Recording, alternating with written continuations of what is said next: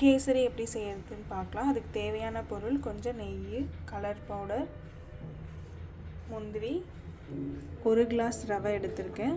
1 class ரவைக்கு 1.5 class சர்க்கரை, 2.5 class தண்ணி add பண்ணி நம்ம இப்போ கேசரி செய்ய போகிறோம். எப்படி செய்யறதுன்னு பார்ப்போமா?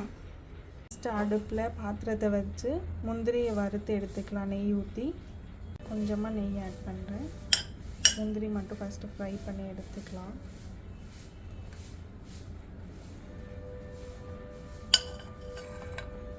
நெய் நல்லா உருகின அப்புறமா முந்திரி ஆட் பண்ணுறேன்.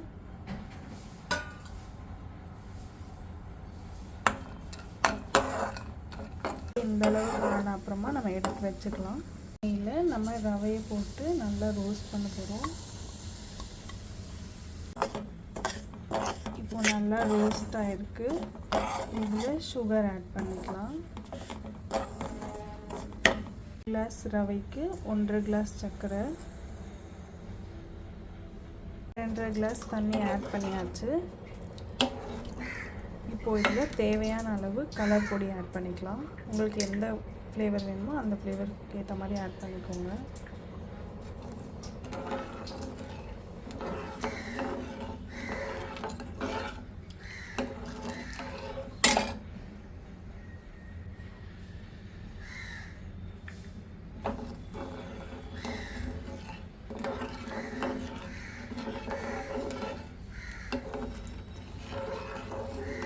இதை நல்லா மிக்ஸ் பண்ணிகிட்டே இருந்தால் நமக்கு திக்கான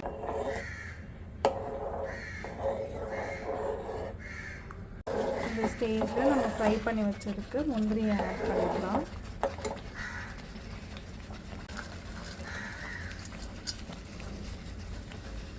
நெய் ஆட் பண்ணிக்கோங்க.